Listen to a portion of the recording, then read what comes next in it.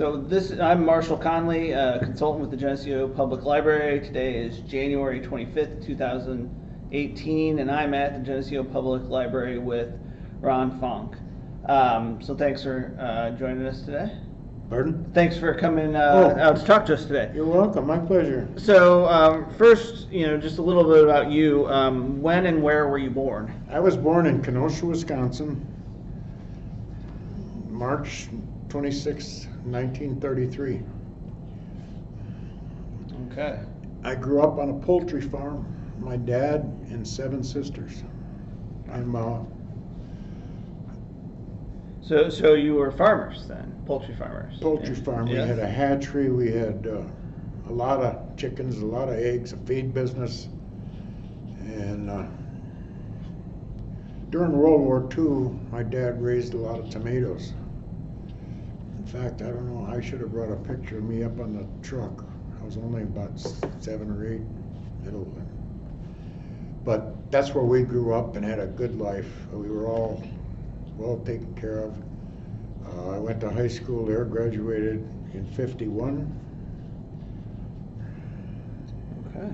And then was there a history of military service in your family? Did your father or grandfather or siblings? Very few. I had an uncle on my mother's side who was in World War II. That was it. And he never, I really don't know what ever. Sure.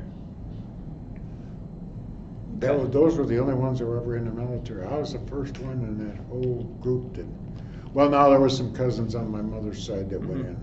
Okay. And was your extended family all in the Kenosha area or in different parts of the country? Pretty much within 20, 30 miles of Kenosha. Yeah, everybody grew up there. Okay. And then you said you graduated from high school in 1951. Did you go into the service right after that, or no? I was 18, and at 18 and a half I registered for the draft. The Korean War was going hot and heavy. U.S. was having a bad time with Korea. I don't know, you guys know the history, so I don't have to get into that. And then on my birthday, my 20th birthday, I had 18 and a half, I'm gonna back up. I registered for the draft and was for 4A, whatever, 1A. 4F and 1A, those were the 2 numbers we had to remember. 4F you didn't have to worry about. 1A, you're going. On my 20th birthday, I ran out to the mailbox to get a birthday card from my uncle, who was my godfather. He always sent me $5. And along with that was my draft card, my draft notice, right on my birthday on 20th. Wow. So I reported. It was another month before I had to report. I think it was April 29th when I actually went in. It's on my, I didn't bring a DD-214. I had it this morning. Well, you don't need that. I know everything that's on it. Yeah. So I reported at Fort Sheridan, Illinois, Okay. which isn't very far from Kenosha. Very close, right on the lakefront. Right. Yep. Great Lakes is there also, close by. And I was indoctrinated into the Army, and about later that day they loaded us on a bus and I went to Breckenridge, Kentucky. Heard of such a town? It's just over the border from Indiana. Okay. Evansville, Indiana. It's just very close to Evansville. And that was where the 101st Airborne was a training division at that time. You'll see that picture I got in there. It's got the Screaming Eagle on my patch. That's where that picture was taken, the big one, in the folder. There you go. So I was trained 16 weeks of basic training or combat training. Basic is usually 8 weeks, and the combat training was another 8 weeks. And we were assigned to go directly to Korea, the whole company. Well, there was 5 or 6 companies all finishing out about the same time, and we were all slated to go to Korea. to relieve the last group of soldiers that were over there, and they had been in combat, and we were going to take their place. And the war was still going. So I took a bunch of tests and wound up being eligible for officers training. So I signed up for to go to that, because I didn't want to go to Korea. And they sent me to Fort Knox for 8 more weeks of combat training. And then I refused to sign. Oh, okay. The day I graduated basic training, 16 weeks, that was in April 29th, 1953, they signed the truce in Panmunjom. Wow. The Korean War ended. And that was when I decided I was not going to sign up for any more stuff, because they would have added another year to my 2-year draft. So I said, no, I ain't gonna do it. But they already had my orders cut to go to Fort Knox, so I went for another 8 weeks. And that was spit and polish, and we trained new guys. We marched them, and we did physical training with them, and we taught a few classes, but nothing serious, you know, and we weren't experts. There might have been some rifle maintenance and stuff like that we taught, but that's basically what I did for 8 weeks. And then they didn't know what to do with me. That's what this bird colonel or whatever he was in the separation center there, and he said, well, what are we gonna do with you? You won't go to officers, you won't sign up for officers training. He said, they're only gonna add another year to your 2 years. It'll be 3 years instead of 2. I said, no. He said, well, we're gonna send you to an infantry outfit with all the training you got. You are an expert infantryman at this point. So that's what they classified me. So the 4th Infantry Division was in Frankfurt, Germany. The headquarters were in Frankfurt, Germany, and so that's where I wound up. And they sent me to separation center there, and out of about 3,000 or 4,000 guys there was 14 of us that went to either special schools or MP schools. I think there was 9 of us that went to MP school. That was held in Garmisch, Partenkirchen. I don't know if you ever heard of that. Mm-hmm. It's up in the mountains. Yep. 8 weeks of military police training.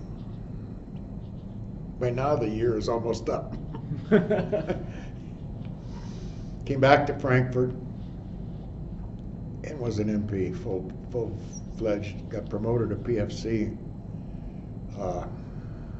Started doing gate work first, and then it wasn't maybe 2 weeks and they had me on patrol then. And it was standby. You'd hang around the booking station and you would wait until something happened. Most time was go get me some coffee, or you're running errands for the desk sergeant and the jailer and the lieutenant and the captain and the provost marshal. You were the handyman, the flunky. I did that for a couple weeks, and they finally put me with a partner, my buddy Gene Mayer from California, and we were put on patrol, and we did patrol work when we weren't escorting the division. It was a combat infantry division. We would go on alerts. Every month they would call emergency, the Russians are coming. This was during the Cold War. Mm-hmm. And we had to be out first. So we wore combat gear. We didn't wear our fancy uniform. You got pictures in there of me with my police uniform. Well, there's some pictures in there that show us when we were stopped for the night or bivouacked or whatever you want to call it. Sure. I don't know, I got some. Here, let me flip them out there and I can tell you. Here I am cleaning the Jeep after one of them trips. Here we are, stopped for the night. We were parked in the woods. We did this whenever we went on these alerts or when we escorted people clear across the country to artillery ranges or whatever was going on. But most of the time it was a practice for the Russians are coming. We're going to be the first to meet them. Right. Here's where all the kids, we'd stop for the night, and we'd usually had a place to sleep and stuff like that, you know, barracks or Sure. some building or something around. And the kids would come swarming around because all these vehicles were parked in the woods. And they would come around and big candy and cigarettes, you know, typical. That's pretty much what we did in that respect. And then the rest of these are in my police uniform. Okay. I'm on one of these someplace with all my gear. This is our desk sergeant. Okay. This is when we were doing, and this is me and my buddy. Oh, we cool. were partners. Yeah. We're on duty. This is what our foot lockers looked like. We had to keep it. We took off and went to Paris for 3 days, and here's another locker. Very cool. This is a close-up of me, and this was the drunk or the party. But anyway, that's the story. Yeah, I mean, if it didn't say MP in big letters on your sleeve, you might look like any other police officer in those uniforms. Oh yeah, we had to wear that. Yeah, just so everybody That can arm tell. reserve, yeah. And then the white hat and the Right. gear, all the leather that you wore and everything was. Yeah. And we carried a loaded weapon. So, thinking about your experience, so you were drafted, and then you went on to go through all of that training and those, and your assignment. When you were first drafted, what did you think it was going to be like, and then like how did your actual experience compare to that? I thought we would have some rigorous training. I had two brother-in-laws, my two oldest sisters, who had come back from Korea, both of them, just before I went in. And they're the ones that told me be an officer if you can, because Korea is not, one of them got wounded over there. Nothing serious, but he got wounded. They got run off a hill, and he was a recoilless rifle operator, and he put a destroying charge inside the weapon because he couldn't carry it. He couldn't get out fast enough. They were told to drop everything and go. Retreat. And he got shot, but just not serious. He was, I don't know. But they're the ones that told me that. So I knew I was going to go into some nasty stuff, but then the thing ended, and I had already had my orders cut to do something else. I didn't know what was going to happen. Sure. I just knew I wasn't going to a war, to combat. Yeah. The training for an MP was pretty rigorous. It was there was a lot of what do they call it? Hand-to-hand combat type stuff. Yeah. We had a Korean that taught us how to disarm knives, guns, and we got pretty good at it. Wow. If I was close enough to you, I could take a gun out of your hand with it before you could pull the trigger. Wow. And a knife, we got good at it, but we practiced with the bayonet on the sheath. Oh yeah. And he told us when we graduated, he said, if anybody comes at you with a knife, shoot him. Don't try to disarm him. He said, it just won't. So, but we never had to do anything like that. Okay. Most of our military police duties were, guys are drunk, accidents. I got some pictures. I didn't bring them with me. There's some accidents and stuff. It was all routine stuff. Just Sure. the last 6 months I was over there, we started working with the German police. Germany had gotten its sovereignty, which is their government is now going to rule themselves instead of the Right. U.S. ruling them, which they did after the war was over. So we worked with the German police a lot, and that was fun. Those guys were outstanding. They were big, tall, tough, young. Most of them ex-military, but not Nazis. You know, Sure. They weren't belong to the political stuff. They were too young for that when that got going. They were nice guys. We had a lot of fun with them. And we went on some serious stuff, some robberies and some shootings, and the bars were bad over there.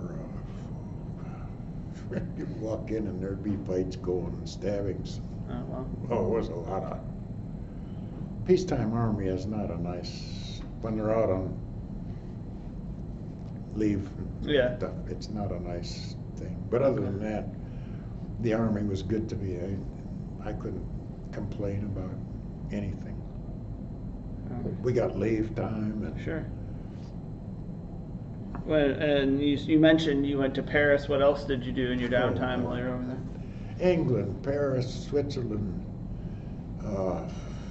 I traveled everywhere within 500-600 miles of where we were. You know, you couldn't go very far. You couldn't go to any communist countries. Okay. Where the line was like, I did go to East Berlin once, but that was a 4-power conference. John Foster Dulles was the Secretary of State, if I'm not mistaken. And they had a big 4-power conference in Berlin. Berlin is in the Eastern Germany zone, Right. the Russian zone. So we had to cross, and that was about the time they were getting nasty. Russia was getting pretty nasty. That was before the wall went up, but they were stopping things. In fact, just shortly after they started the Berlin airlift and they dropped all the supplies. Mm-hmm. So we went there to guard the American people, politicians and officers. So I got to go to Berlin for, I don't know, what was it, 10 days or something. Okay. And we rode on military trains. And the only thing exciting happened, there was a Russian officer that wanted to get down this one hallway, and he wasn't allowed. And we had some words with him, but I called him some names that he probably didn't recognize, and he probably called me some, because we couldn't understand each other, but he insisted on going down. I said, I'll shoot you. And I was getting ready to pull my weapon, but I had a partner there, and he finally pushed the guy, and the guy got scared. The Russian got scared, and he took off. Wow. Wow. Because we weren't going to take any garbage from him. But other than that, nothing happened. And how was it interacting with the German citizens so soon after World War II? What was that like? they were poor. Those poor people. They all rode bicycles. They carried their lunch in a briefcase. I couldn't believe that when I saw everybody that went to work, whatever jobs they had. Gene and I, the one I'm in the picture with, we made friends with a couple. They were probably in their 40s. He would have been military age during the war. Now whether he was or not, I never cared, because they definitely weren't Nazi. They were working in the mess hall, the Army mess hall, and we befriended them. They were nice people, so we bought them a lot of stuff that they couldn't get, like sugar, coffee, cigarettes, whiskey. They were all rationed. All that stuff was rationed, and you had to have ration books, and the only one you got them was the military people. So we, at Christmas time and stuff, we would buy them all kinds of stuff and take it to their house, and she would cook Christmas dinner, and they just thought it was the greatest. That's fantastic. And I saved their job. You talk about, many of the times we lived in hotels. We were away from the company headquarters. We were off 50, 60 miles away, where they had the divisions separated all over the place. They didn't have them all in one place. And they would want some of us to go to these little towns. I can remember the towns: Gießen, Kirchgans, Bad Nauheim, if you need to name them. They would send us there, 8 or 10 of us, to go there and police the town and make these GIs, when they run past, to behave. So that was nice duty. We lived in a hotel. We ate our meals wherever we felt like it. The Army paid us X number of dollars for meals and that. But when we were back in Frankfurt, we had to be at the 4th MP company, where they had barracks and we called them casernes. They were ex-army, German army facilities, and of course we took them over.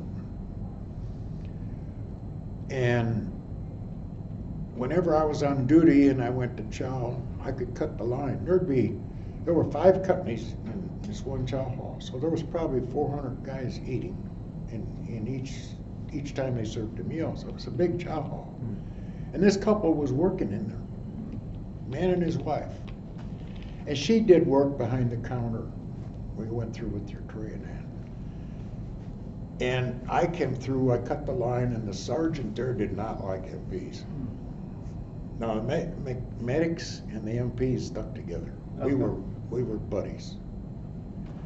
But the mess hall and the recon company, they didn't like us. Anyway, this sergeant in the mess hall didn't like us. And when I cut the line that day, he said, "Who do you think you are?" And I said, "Sergeant, I'm who you know who I am.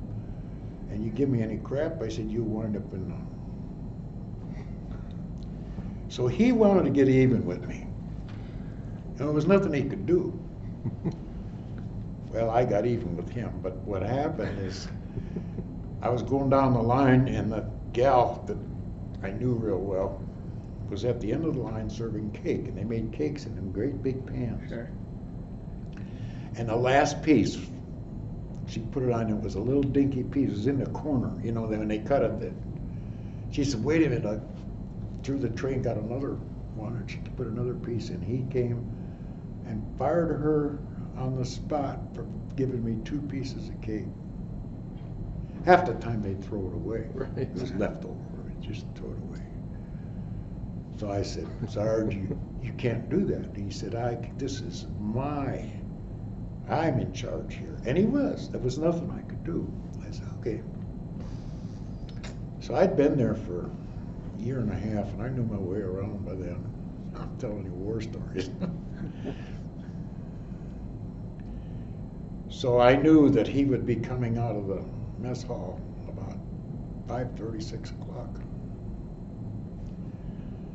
So I went down to the gate and told the guys at the gate, and I had told Gene, my buddy there, I said, "Come on down." He was on duty someplace else doing something else at the time.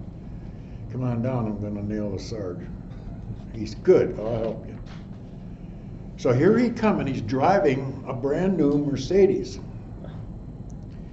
And we had special license plates for military and civilian who are responsible to the military, like the wives and that of the sergeant. And that the license plates were 3 Charlie, and they changed them once a year. They got changed, and the next year would be 4 Charlie, and then a number. So his license plate was up in the back of the car. It was not on the way it was supposed to be. It was on the deck in the back, by the back window. So there's 4 of us on the gate now. There's usually only 1 guy there. We had 4 of us there. So we stopped him, and I said, "Out of the car, Sarge, bring your keys." And he said, "You can't." I said, "I will haul you out of that car if you don't step out. You're not going out this gate." He said, "Well, who do you think you are, and what do you think you're going to do?" And I said, "You don't have your license plate mounted on where it belongs, so I have the authority to stop you. Until you don't move that car until that license plate is on there." I said, "You can park it right there and go find some tools if you don't have any."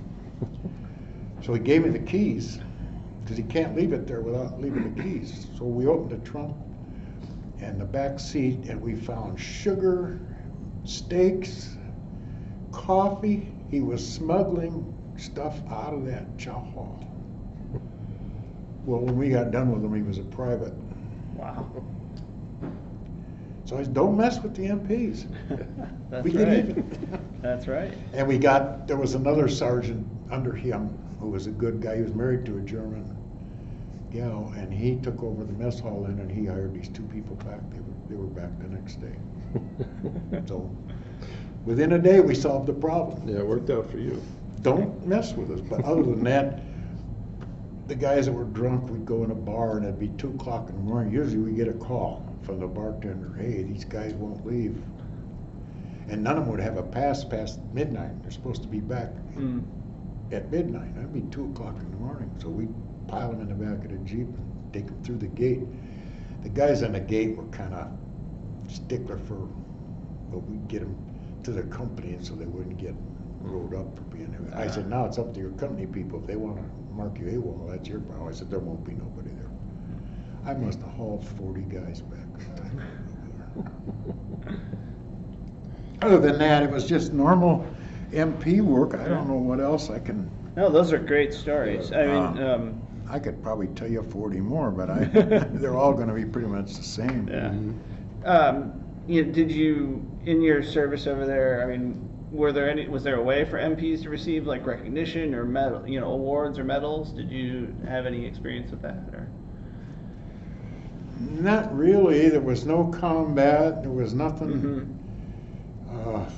Promotions. Yeah. I was an E4 corporal when I left there. Okay. They came at regular time. Sure. They wanted me to re-up when it was time for me to go home Yeah. in April of '55.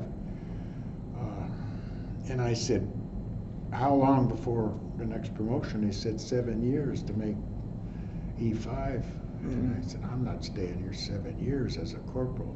Sure. If I can't make E5 within a year like I did 1 and 2, I'm not staying. Yeah. There might have been a way around that, but I didn't know what it would be. Sure. We had good officers, good sergeants. I mean, the people in our company were great. Yeah. I had no problem with any of them. We got a lieutenant who was right out of college, I think. He didn't know anything about the Army, and they made him motor pool. Yeah. And he decided to polish all the radiators on the Jeeps. We had them all lined up. We had 28 Jeeps, I think, in the company, 28 or 30. So we had an IG inspection coming up. So he got all kinds of guys that were screwing around and had them polishing these radiators. You don't polish anything on a Jeep, on a military vehicle. It's got to be dull. When you're in combat, you put the windshield down, you put the tarp over it to make sure that the sun don't reflect on it. And he stood all these Jeeps out there with the hoods up and all these brass radiators shining. And this bird colonel came around the corner, the inspector. Oh, did he have a fit. So we got gigged bad for that. Yeah. But it wasn't personal. It all fell down on him. So what did? They moved him to the mess hall and put the mess hall lieutenant down in the motor pool. Huh. That's the training these guys had in with. What did they know about motor pool or mess hall? Nothing. Sure. So, how did you, when you were over there, did you stay in touch with family back home too? Oh, or, yeah. Letters and things like that? Yeah, we wrote back and forth. Sure. I wasn't very good at it. My mother sent the company commander a letter one time and said, tell him to write. And he came and chewed on me for not writing home. But so then I said, why don't you take a trip and come to Germany? Oh. And there was some poultry thing going on in Switzerland or someplace. So my dad and mother decided they'd come over there and they'd visit with me for that time. So they told me what days they were coming, so I put in for leave that time and I could go with them to all these different things they were going to do. Well, then my grandma got real sick, my dad's mother, so they canceled it and they never did. And that's when we went to Paris, me and my buddies. Oh, okay. Cool. So, you mentioned you were up in 1955, and then so does that mark the end of your service? Did you leave the Army? April 1955. So then you came home to the States after that? Yeah. And then That was it. What would you do? What did you do after that? I went to work with my dad on the poultry farm. Okay. And was there any kind of adjustment? I mean, what was it like coming home after being abroad for a while? Everything looks different. You've been gone for 2 years. Everything looks different, small. I got scared. What happened is the ship we were on pulled into New York Harbor about 4 o'clock in the morning, and they anchored right next to the Statue of Liberty. So then, when it got light, the tugboats came and parked us, and they took us off the ship right away. I could tell you about some experiences on that ship. I don't know whether it mean anything. Anyway, they said, we're going to put you on an airplane, and you're flying to Fort Sheridan, O'Hare Field. Oh, it wasn't O'Hare Field at the time. It was, I don't know what it was. But that's where we went. So we got our luggage down to 75 pounds, and I had 114, I think. I had to throw all kinds of stuff away. Field jackets, winter clothes, stuff like that. Yeah. I don't know what they do with it. They probably recycled it and maybe give it to new guys. I don't know. Anyway, I got my baggage down, and we got to Fort Sheridan about 4 o'clock in the afternoon. So we had to go through this baloney about getting signed up bid, and we're in this building and you're signed here and all that. And when you get everything done, we'll give you a pass. Well, I was only 35 miles from home. I'm going home. I've been gone for 2 years. I'm getting on the North Shore train and I'm going home. The North Shore train ran right through there into Kenosha. So this guy who was in charge, he was like I was in leadership school. In the Army about 6 months, not even. And he's handing out passes, and he was wanting all this information, and the sergeant that was with us walked up and he says, out of that desk, get out of there. He kicked him out. He's a sergeant, he couldn't. He came with us. He came from Korea. So he just grabbed them all, handed them out. He says, fill them out when you get back. 3 days, and it was a Friday, and we didn't have to be back till Tuesday. There was nothing going to happen. We knew that. Right. So I got on that North Shore train, and I rode home. On the train was like 2 o'clock in the morning. I took a taxi cab out to the farm, and walked in the house, and the farmhouse. We never locked doors or nothing. Nobody knew I was home. I had 2 twin sisters, quite a bit younger than me. And I walked in the house, and my dad had shot a bear, a black bear, and had the mug made into a rug. And I walked in and saw that, and it scared the devils out of me. I walked in this house, there was a bear there. So I just curled up on the couch, and I wasn't going to wake everybody up at 2 o'clock in the morning. And then our next thing I know, it was about 5 or 6, and I heard them screaming, Ronnie's home, Ronnie's home, and then everybody's awake. And those were my 2 little twin sisters. They were quite a bit younger than me. That's great. And that was the coming home, and then I fiddled around for a few days, and my dad said, what are you going to do? I said, I don't know. He said, I got work for you until you decide what you want to do with your life, you know. He says, we got plenty for you to do here, you know that. Yeah. I said, yeah, I grew up here. So I started work then and made friends, and some of the guys I was in school with, they were getting out. And a lot of them had another year to go. A lot of our friends joined the Navy and the Air Force a year before because the draft was getting close. The age was coming down when I got drafted. It was coming down from like 24 they started, and they were down in the 20s because they were the only ones available. A lot of these guys, they said, we're not going in the Army. Some of them went in the Marine Corps, some went in the Navy, some went in the...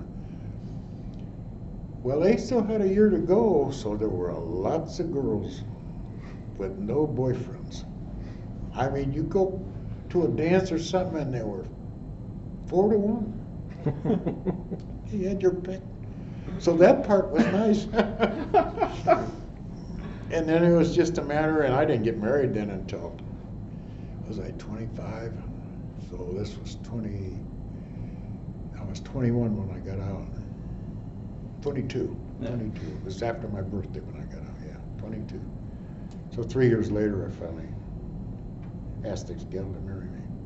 Anyway, that was it. Yeah. I could tell you stories all day about military, you know, Yeah. what we did in EMPs. And actually, in basic training, I got promoted to a acting platoon sergeant. Oh, yeah. I went from nothing to platoon sergeant. Guys were goofing off. I know we had some idiots. I mean, I don't know where they found them. We had some guys that they couldn't do nothing right. Yeah. So all of a sudden, they had no cadre. All the good guys were in Korea. Mm. So there was very few people to train us. So we had to kind of train ourselves. I mean, there was people there telling Sure. us what to do, but so they made me platoon sergeant, and I had to march the first platoon, and I had 72 guys in that platoon that I was responsible for. And there was things that happened during basic training where it got kind of rough at times. Sure. Because they screwed up so bad. Yeah. We're going to be in trouble if we don't straighten you out. So 3 or 4 of us would get on this guy. And one of the funniest ones. You've seen Beetle Bailey, the comic strip? Mm-hmm. We had a kid by the name of Bailey, and we called him Beetle Bailey. And he was the biggest goof up you ever saw. He was always just doing something stupid. They said fall out one day, you'd fall out for reveille. That was early.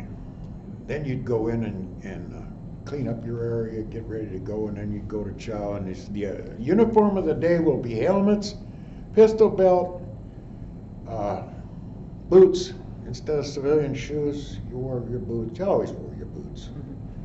But anyway, the steel pot, they would just say that, well, you always put the helmet liner in there. And your ammo belt was a great big old bulky thing that you put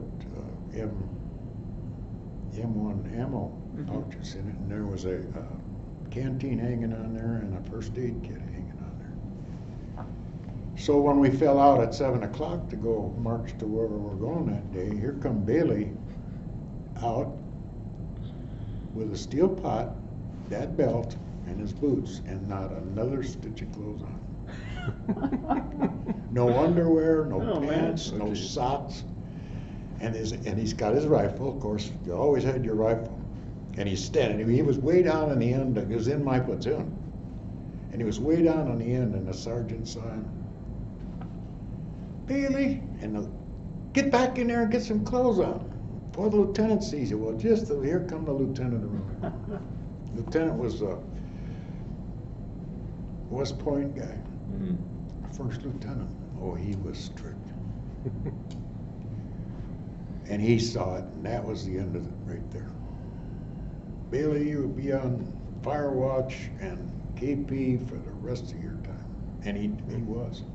Well, then he did something else. One time we're going to the machine gun range, and he said, I need 10 volunteers to carry machine guns. I need 10 volunteers to carry the tripod, and 20 volunteers to carry ammo cans. Now there's 210 of us standing there in formation. So he starts rattling off names. Of course, Bailey was one of them. You get a machine gun. Well, Bailey was a little guy. The machine gun was like 35 pounds. We're going to march probably 12 miles to get to the machine gun range. So instead of marching in formation, you made 2 lines down the road on either side of the road. Were either of you ever in the military? No. Okay. You walked, and you walked with a couple yards space between you. Well, Bailey was in the first platoon, but he was on the tail end, and I had to march alongside those guys, usually in the middle of the road. I would to watch everybody to make sure, and I didn't pay much attention to him. So we get out there where we're going, and they said, "Okay, fall in." So we lined up now in formation. Sure. He said, "Machine guns," or no, he said, "Tripods, front and center." So the guys carrying the tripods over their shoulders, they run up and they plop them down. He said, "Machine guns, front and center." And only 9 machine guns showed up, and he just turned right around. He said, "Bailey, where's your machine gun?" He says, "It got tired, Sarge. I laid it in a ditch back there." Oh my goodness. So that night when we came in, he said, "Bailey, I want a hole under the barracks, a grave hole. 6 feet by 6 feet deep and 3 feet wide. Under the barracks, you're gonna go down. Well, the barracks were off the ground about, I don't know, 2 or 3 feet. Billy looked at me, he said, "You gotta be kidding me, Sarge." He said, "I want that hole dug.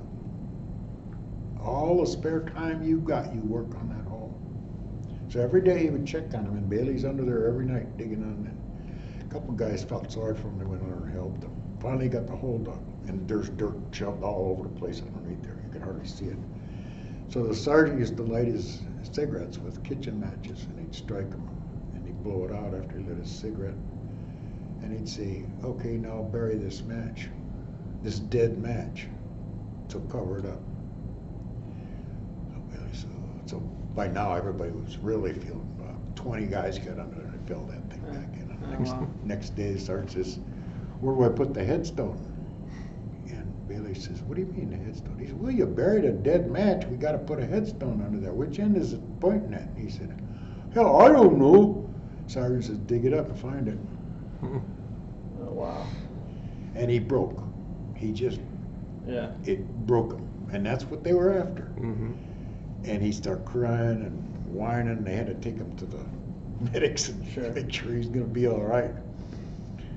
Well, that ended it. They said, "Don't worry about it now. You've been to medical, and you're going to..." That kid turned around and just worked his butt off the rest of the time. He couldn't do no wrong. Wow. Didn't want to bury any more matches, that's for sure. Poor kid. He just didn't have it, and that's what it took to straighten him out. I said, "You're in the Army, you don't do what you feel like doing." Mm-hmm. That was one of the things in basic. And then there's 40 more stories probably I could tell you in Germany there. Yeah. But that's not... Well, those are some really cool stories. So thank you. I don't know what you can do. No, this has been really great. So, as far as... I mean, are you involved in any veterans organizations now? Yeah. As far as progressive stuff, political or anything like that, we never got involved in it. Yeah. So what organizations are you in around here? What organizations are you in locally? Very few. I've been in Arizona for the last 30 years. Okay. And I came back here 3 years ago just to visit. Mm-hmm. And I got problems with my back and my legs. And I've been going to VA, and they've been taking care of me. Mm-hmm. Okay. So I had surgery on my back. Now I'm going through all kinds of physical training, trying to get things back. And I go once a year to pulmonary, and they give me stuff to breathe so I can breathe. Mm-hmm. As long as I'm not physically active, I'm fine with the breathing. Sure. And sleeping, stuff like that's no problem. But when I'm up and moving, my back and my legs are killing me. So Iowa City yesterday, and they did some vein testing on my legs. Mm-hmm. And that's where I was when you called. Yeah. Right, They've been doing good. Today I went down and got my driver's license. I never went through so much garbage to get a driver's license. Oh, man. So as we wrap up, what do you think is the biggest impact the military had on your life? How what sticks with you? What I respect for authority. Work together. Togetherness is very important. That you couldn't survive in that without everybody working together. You just couldn't.